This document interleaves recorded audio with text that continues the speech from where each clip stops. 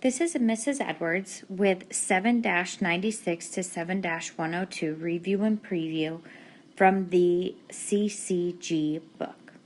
7-96 says, suppose you know that triangle TAP is congruent to triangle GOG, and that TA is equal to 14, AP is equal to 18, TP is equal to 21, and DG is equal to 2y plus 7.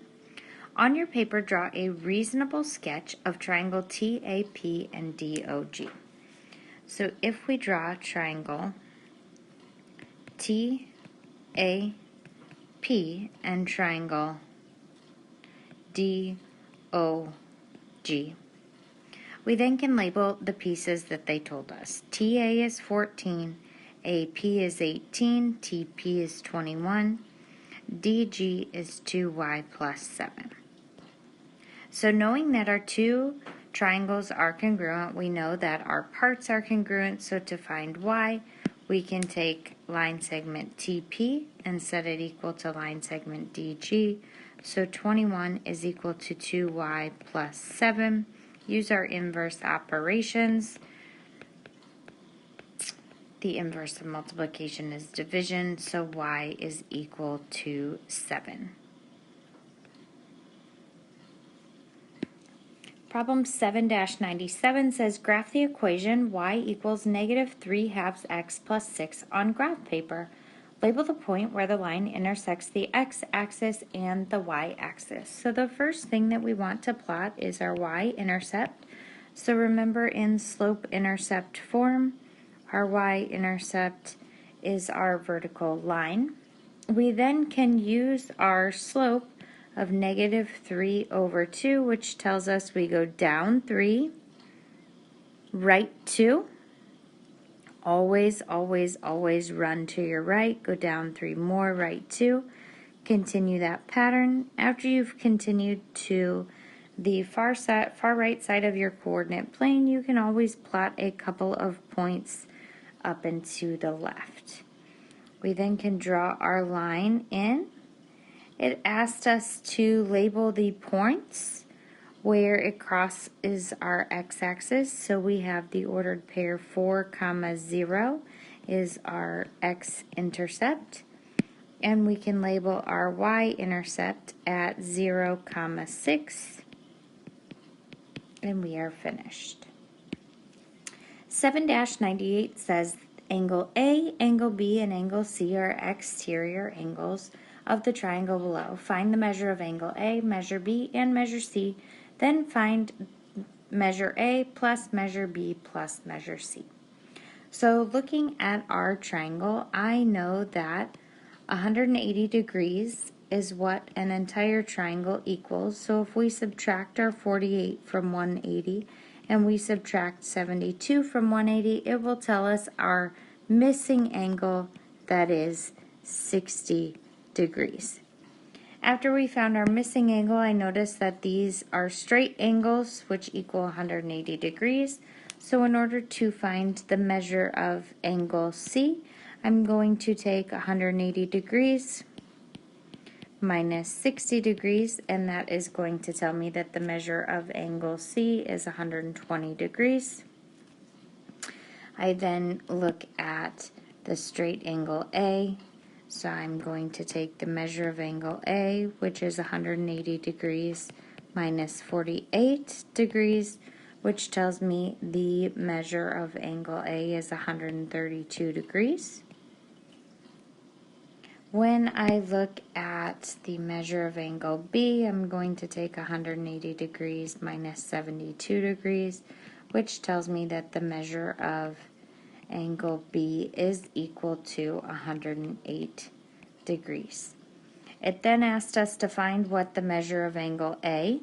So the measure of angle A, which is 132 degrees, plus the measure of angle B, 108 degrees, plus the measure of angle C, which was 120 degrees, and when we add these all up, we get a total of 360 degrees. So the measures of all of the exterior angles created from a triangle will always equal 360 degrees. 7-99, the principal's new car cost $35,000, but in 3 years it will only be worth $21,494. What is the average annual percent of decrease for the 3-year period? So when we set this problem up, we know that after 3 years, the principal's car will only be worth $21,494,000. We know that the original price the principal paid was $35,000. We know that we have to take 1 minus some percentage to get the cost of the car after a period of time, which in this case they told us was 3 years. So using our inverse operations, we can solve for what that annual percent of decrease is. So the inverse of multiplication is dividing, so we divide by 35,000. When we divide by 35,000, we get 0.614 is equal to 1 minus x raised to the third power. The inverse of something to the third power is cube rooting it, which would give us 0.85 is equal to 1 minus x. Using our inverse operations, we subtract 1, which would give us negative 0.15 is equal to negative x. We need to divide by the negative 1 in front of the x, so we get 0.15 is equal to x, which tells us that the percent of decrease for the 3-year period is approximately 15% per year.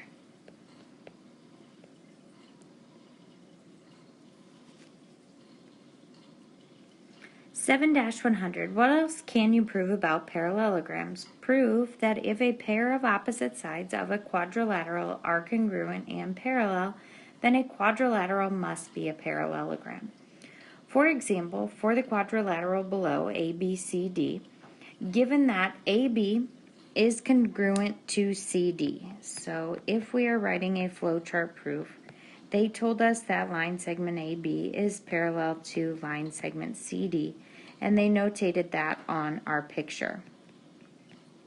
They also told us that line segment AB is congruent to line segment CD, and they also notated that on our picture using the 2 hash marks. Show that BC is parallel to AD. Well, I know just by looking at my diagram that line segment AC is congruent to line segment CA. And I know that based upon the reflexive property that we learned earlier in our chapter, which we also call same side. So knowing that AB is parallel to CD, I can also conclude that the measure of angle BAC, so BAC is congruent to DCA because it forms alternate interior angles that are congruent. So using the fact that my alternate interior angles are congruent, my reflexive property, and the given, we can conclude or infer that triangle ABC is congruent to triangle CDA. And that is because of the side angle side congruence theorem. We then know that if we have congruent triangles, that yields congruent parts, so we can then say that angle DAC is congruent to angle BCA.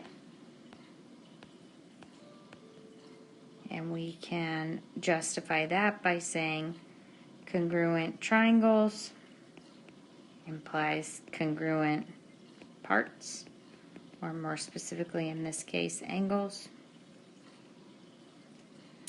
And if we prove that those two angles are congruent, we can then say that line segment BC is parallel to line segment AD, because if we have, our justification would be the alternate interior angles are congruent, which means our lines are parallel.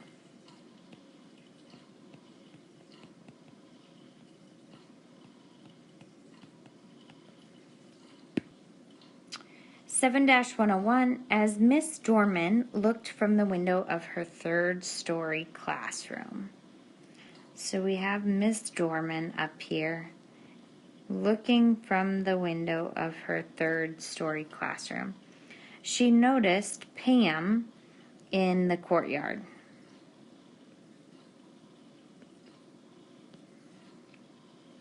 Miss Dorman's eyes were 54 feet above the ground. 52 feet. And Pam was 38 feet from the building. Draw a diagram of this situation. What is the angle at which Miss Dorman has to look down? That is, what is the angle of depression? When we talk about the angle of depression, the angle of depression has to either be connected to the sky or it has to be connected to the land. So if we're looking at the angle theta that is connected to the sky by Miss Dorman, we can conclude that in our picture, down by Pam is also the angle theta, because if they are parallel lines cut by a transversal, the alternate interior angles are congruent. We then, if we are looking for an angle measure and we are talking about the side opposite and the side adjacent, can use tangent. So the tangent of theta would equal our opposite side of 52 feet over our adjacent side of 38 feet. Whenever we are looking for the degree of our angle, we want to use inverse tangent when we type it into our calculator and type 52 over 38, which will give us the angle theta is approximately 53.85 degrees. 7-102, for each pair of triangles below, determine if the triangles are congruent. If the triangles are congruent, complete the correspondence statement, state the congruency property, and record any other ideas you may use that make your conclusion true. Otherwise, explain why you cannot conclude that the triangles are congruent. Note that the figures are not necessarily drawn to scale. So when we're looking at letter A, it tells us that triangle ABC is congruent to triangle. So if we look at triangle ABC, we are trying to conclude that it is congruent to triangle ADC. Well, do we have enough information to do so? Well, looking at this shared side, I can say that that shared side is congruent based upon the reflexive property, which tells me that I have angle, side congruency. So I can say that it is congruent to triangle ADC based on angle, side congruency. I can also say that if we were given that these two angles were congruent, and if we were given that these two angles are congruent, by the definition of a triangle being equal to 180 degrees, I can say that these two angles are congruent as well, which we could use angle side angle congruency theorem to prove these triangles congruent. Looking at letter B, it says triangle SQP is congruent to which triangle? So SQP is congruent to SQR. Let's see if this is true. Well, looking at my two legs, I notice that my legs of my two triangles are congruent. I then look at the center of my triangle, and I notice that based upon the reflexive property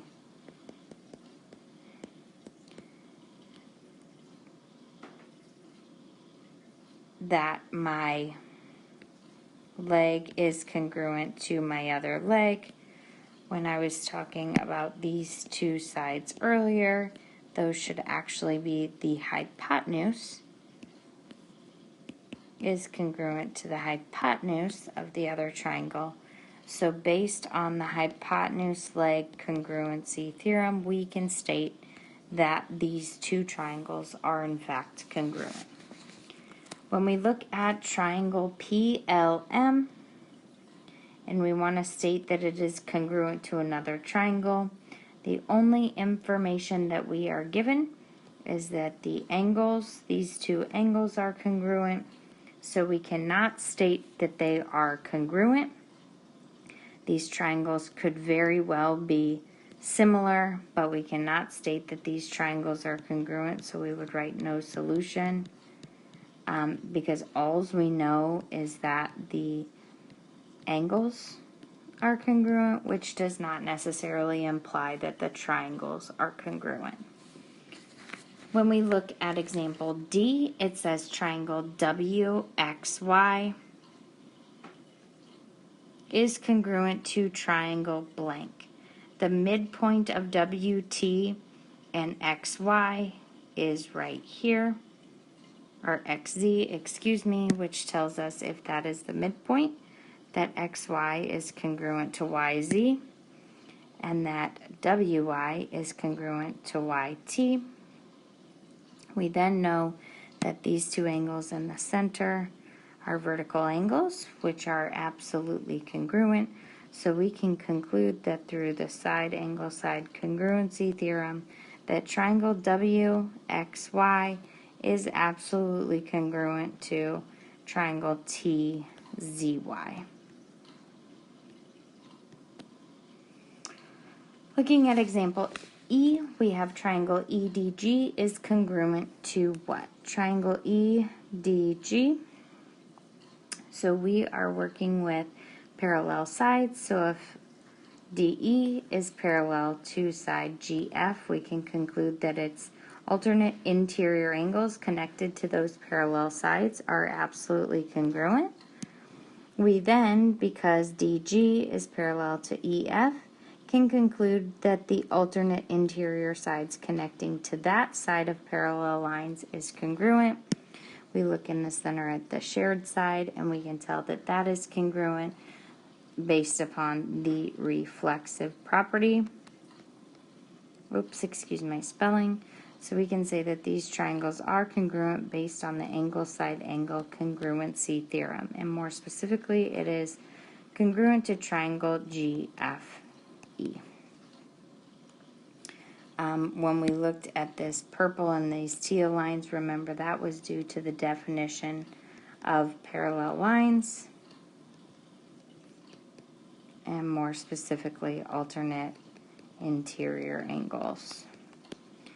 Looking at example F, triangle ABC is congruent to triangle blank. So looking at ABC, I can tell that side AB is absolutely congruent to side DE. I then can look at side BC and tell that it is absolutely congruent to triangle FE. I look at the center and I can see that this is a shared side, and 3 is absolutely congruent to 3.